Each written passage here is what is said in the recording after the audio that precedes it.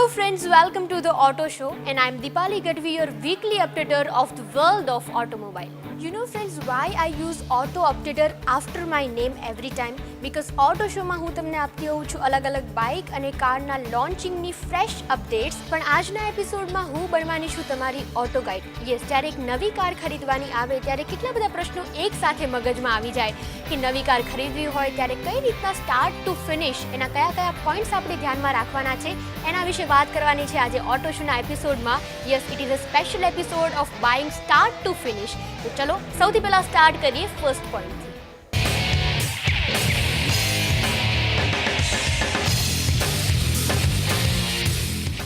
So friends, auto શોમાં આજે આપણે વાત કરવાના છીએ કે જ્યારે નવી કાર ખરીદવી હોય તો કયા એવા પોઈન્ટ્સ છે અને કયા એવા પ્રોબ્લેમ્સ છે કે જનરલી આપણા મનમાં ઉદ્ભવતા હોય છે અને એનું સોલ્યુશન કઈ રીતે અને નવી કાર ખરીદતી વખતે કયા એ પોઈન્ટ્સ આપણે ધ્યાનમાં રાખવાના છે, એટલે કે તેનું હોમવર્ક કરીને જવાનું છે. તો જસ્ટ સપોઝ મારે એક કાર લેવી છે અને એક કાર લેતી વખતે અને લેવા માટે કયા પોઈન્ટ્સ મારે ધ્યાનમાં લેવાના છે એની વાત આજે આપણે કરીશું. અને તેના માટે I have just reach Planet Hyundai Sola showroom અને હ્યુન્ડાઈની i10 કાર વિશે આપણે વાત કરીશું. i10 કાર એટલા માટે કેમ કે મિડલ ક્લાસ હોય, અપર મિડલ ક્લાસ હોય કે હાઈ ફાઈ હોય, એ એક i10 તરીકે એટલે કે હેચબેક કાર તરીકે i10ને પ્રિફર વધુ કરે. તો ચલો જોઈ લઈએ કે i10 કાર લેવા માટે મારે કયા પોઈન્ટ્સનું હોમવર્ક કરવું જરૂરી છે અને કયા એલિમેન્ટ્સ ધ્યાનમાં રાખવા જરૂરી છે. So let's enter into the showroom.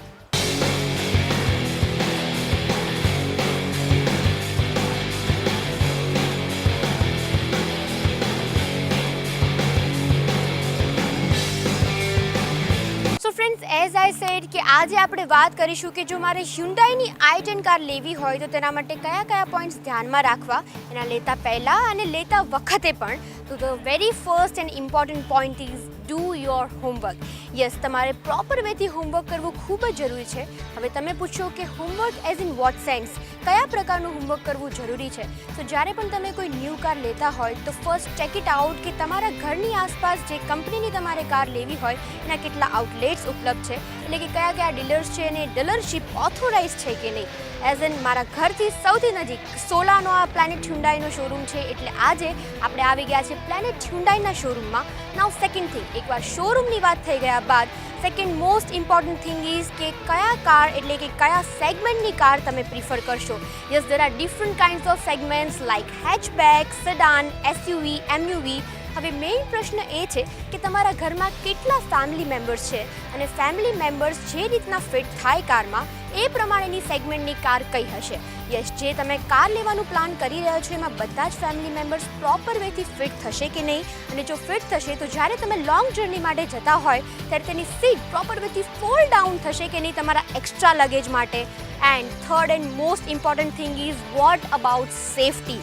Yes, જ્યારે તમે પોતાના માટે પણ કાર લેવાનું વિચારતા હોય કે ફેમિલી માટે કાર પ્લાનિંગ કરતા હોય ત્યારે the most important thing is safety. કેમ કે સેફટી વગર કારમાં બધું જ નકામું છે. કેમ કે તમારા ફેમિલીની તમારા પોતાની સેફટી એટલી જરૂરી છે. તો એમાં કયા સેફટી ફીચર્સ ઉપલબ્ધ છે અને કયા સેફટી ફીચર્સ સાથે કાર આવે છે એ તમારે ચેક કરવું ખૂબ જ જરૂરી બની રહેશે. તો આ બધા જ પોઈન્ટ્સ છે કે જેનું હોમવર્ક કરવું તમારે ખૂબ જરૂરી છે. અને સાથે એકવાર પોસિબલ હોય તો ફેમિલી ગેટ ટુગેધર કરીને એમની પોતાની પર્સનલ ચોઇસ પણ પૂછી લેવી ખૂબ જરૂરી છે કે કયા સેગમેન્ટની કાર તેઓ પ્રિફર કરશે, કયા કલર છે કે જેઓ પોતે પ્રિફર કરવા માંગે છે. કેટલાક લોકોની ચોઇસ હોય કે ના, I want a black car, કેટલાક લોકોને એકદમ સોફિસ્ટિકેટેડ વ્હાઇટ કાર પસંદ હોય, કોઈ ગર્લ માટે લેતા હોય તો રેડ કે પછી થોડો ડાર્ક બબલી કલર તમારે લેવો જોઈએ. તો આ બધી જ વસ્તુનું હોમવર્ક કર્યા બાદ જ તમે શોરૂમમાં કાર લેવા આવજો અને કઈ કાર લેવી છે એ સિલેક્ટ કરજો.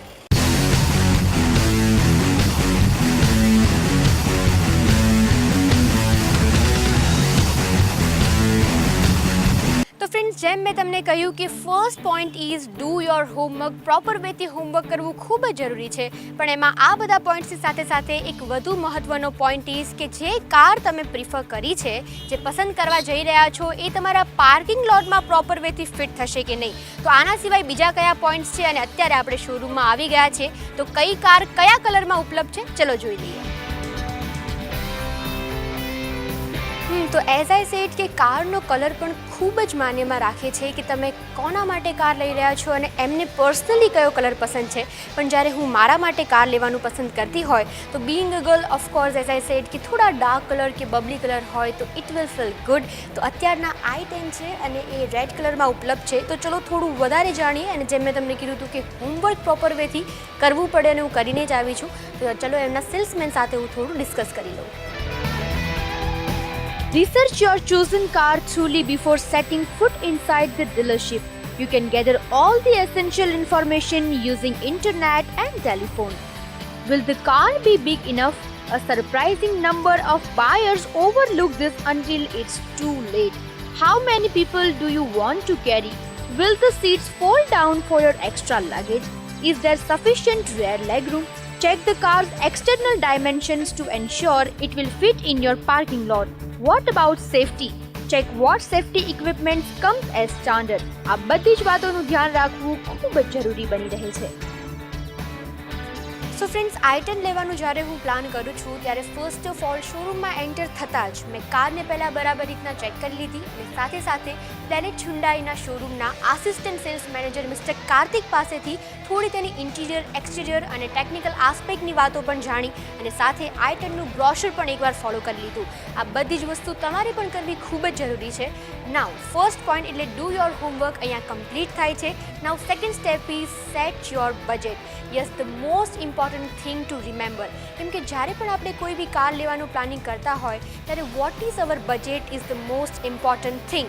અને આ બજેટમાં તમે કઈ રીતના નેગોશિએટ કરી શકો, અને સાથે સાથે એમાં ઘણી બધી પ્રાઇઝિંગ ઇન્ક્લુડ હોય છે, જે રીતના ટેક્સ હોય છે, અવનવા વોરંટીઝ ગેરંટીઝની પ્રાઇઝીસ હોય છે, પછી એની સર્વિસિંગ માટેના અમુક ચાર્જીસ હોય છે.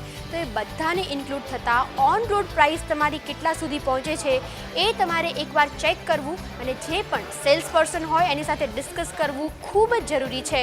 So now let's take the second point, set your budget. Savings and loans can get you the car you want, but can you really afford it?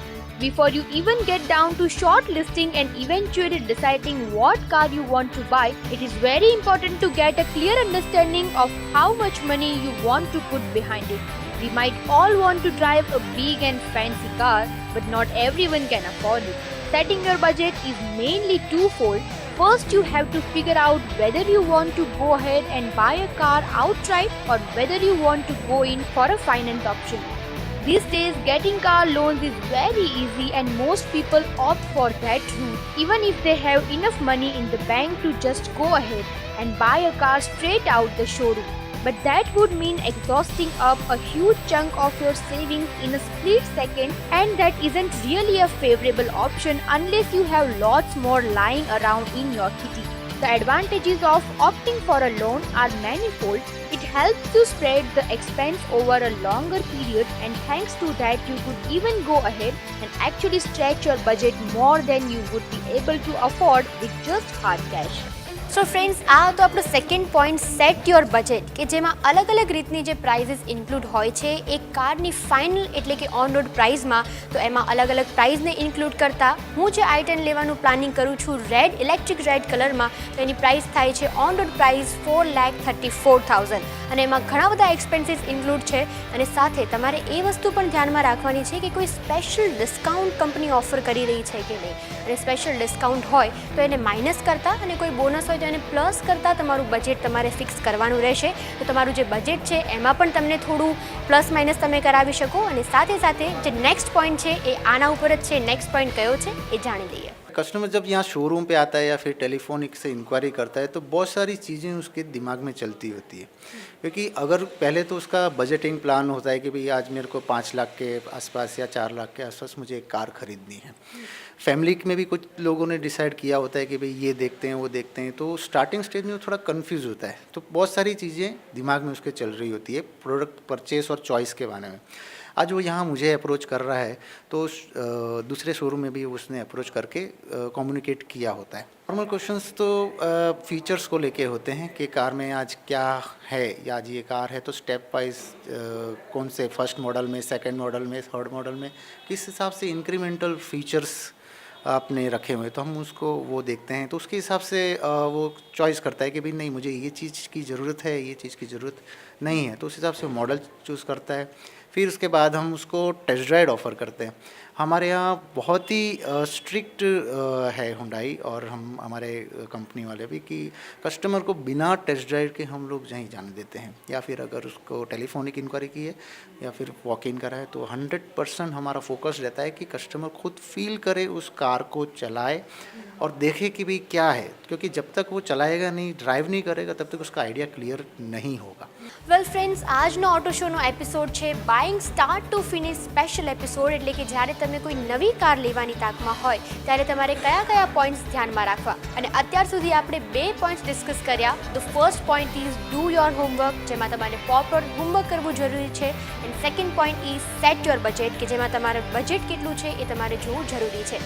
Now the third point is exchange bonus. Yes, જ્યારે પણ કોઈ નવી car આપણે ખરીદવા જઈએ ત્યારે સૌથી પહેલાં આપણને વિચાર આવે કે જે જૂની કાર છે એનું શું, કેમ કે જે જૂની કાર છે એ વધુ માઇલેજ ચાલી ના હોય. એ તો કેટલીક કાર એવી હોય છે કે જે આપણે વધુ કિલોમીટર્સ ચલાવી દીધી હોય પણ એને કેવી રીતના વેચવી એનો આઈડિયા ના હોય. તો હિયર ઇઝ ધ સોલ્યુશન. સૌથી પહેલાં તમારી જે જૂની કાર છે એની એક્સચેન્જ એટલે કે રીસેલ વેલ્યુ કેટલી થાય છે એનું પ્રોપર રીતના વેલ્યુએશન કરાવો. અને જ્યારે કંપનીમાં તમે કોઈ નવી કાર ખરીદવા જતા હોય તો આજકાલ તો એવી સિસ્ટમ જ આવી ગઈ છે કે જ્યાંથી પણ તમે નવી કાર ખરીદતા હોય ત્યાં જ તમારી કાર જે જૂની કાર છે એ એક્સચેન્જ ઓફરમાં લઈ લે. પણ તેની વેલ્યુએશન નક્કી કરવી ખૂબ જ જરૂરી છે. હવે જે ઓલ્ડ કાર છે એની વેલ્યુએશન કેવી રીતના નક્કી કરવી, તો હિયર ઇઝ ધ ઓપ્શન કે જ્યારે તમારી કાર જૂની હોય અને વેલ મેન્ટેન્ડ હોય અને એની સાથે સાથે અમુક જે ઇન્સ્યોરન્સના પેપર છે અને સર્વિસિંગ છે એ તમે પ્રોપર વેથી કરાવ્યું હોય અને પેપર્સ બધા રેડી હોય તો of course company it self will pay you fair amount. પણ જો એવું હોય કે તમારી જે કાર છે એ વેલ મેન્ટેન્ડ ના હોય અને સાથે સાથે એ વધારે કિલોમીટર્સ ફરી ચૂકી હોય અને સારી એવી કન્ડિશનમાં પણ ના હોય તો ક્યારેક એવું થાય કે કંપની તમને ખૂબ જ લો પ્રાઇસ ઓફર કરે, અને ક્યારેક એવું પણ થાય કે એ કાર સ્વીકારતા એ લોકો રિફ્યુઝ એટલે કે ડિનાય પણ કરી શકે. તો એવા સમયમાં માય સજેશન ઇઝ કે તમારે કારને પ્રાઇવેટલી સેલ કરવી વધુ બેટર ઓપ્શન રહેશે. Selling your old car to the dealer and buying your new one from can make sense. If your car is a popular make and model in reasonable condition and with a service history and a chunk of its insurance remaining, most of the dealers will offer a fair price for it.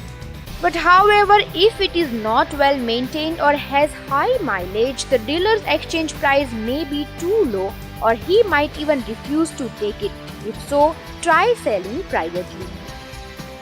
તો friends, જ્યારે તમે કોઈ પણ car exchange કરાવતા હોય ત્યારે આ બધા પોઈન્ટ સાથે એ પોઈન્ટ પણ ધ્યાનમાં રાખવાનો છે કે કોઈ પણ સ્પેશિયલ ડે કે ફેસ્ટિવલ ટાઈમે કંપનીની એક્સચેન્જ ઓફર ચાલતી હોય છે અલગ અલગ પ્રકારની, જેમાં તમને એક્સ્ટ્રા એક્સચેન્જ બોનસ પણ મળી શકે છે. તો જેના લીધે જે રિસેલ વેલ્યુ છે તમારી કારની, જે જૂની કારની વેલ્યુ છે એમાં તમને થોડું બોનસ પણ મળી શકે. તો ઓફકોર્સ જે તમે નવી કાર ખરીદવાના છો એની મૂળ કિંમતમાંથી ઘણી એવી સારી એવી રકમ માઇનસ થઈ શકે. Selling your old car to the dealer and buying your new one from can make sense. If your car is a popular make and model in reasonable condition and with a service history and a chunk of its insurance remaining, most of the dealers will offer a fair price for it. But however, if it is not well maintained or has high mileage, the dealer's exchange price may be too low or he might even refuse to take it. If so, try selling privately.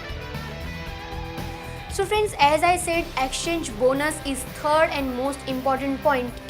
કેમ કે જ્યારે પણ જૂની કાર્સને આપણે exchange કરીએ ત્યારે એમાં કઈ ઓફર ચાલે છે, કેટલું બોનસ મળી શકે છે એ જાણવું ખૂબ જ જરૂરી રહેશે. કેમ કે જો આપણી જૂની કારના વેલ્યુએશનમાં આપણે થોડી વધારે રકમ મેળવી શકતા હોય તો કેમ ના મેળવીએ. અને અત્યારના જેમ મેં જાણ્યું કે i10 લેવાની હોવ તો પ્લેનેટ હ્યુન્ડાઈમાં ચાલી રહી છે એક સ્પેશિયલ એક્સચેન્જ ઓફર કે જેમાં કોઈ પણ કાર હું જો એક્સચેન્જ કરાવું તો મને પ્લસ 30,000નું બોનસ મળશે, અને અત્યારના જેટલી પણ મારી વેલ્યુએશન નક્કી થઈ છે એમાં આઈ વિલ ગેટ 30,000 પ્લસ, એટલે કે એ બોનસ પણ મળશે. તો આ બધી જ વાતો કાર ખરીદતા પહેલાંની હતી. હવે જ્યારે મેં કાર ખરીદી લીધી, એક્સચેન્જ બોનસની વાત કરી લીધી, મારું બજેટ ફિક્સ છે, હવે કઈ વાતો અને કયા પોઈન્ટ્સ આપણે ધ્યાનમાં રાખવાના છે એની વાત કરીશું, but after this very short break.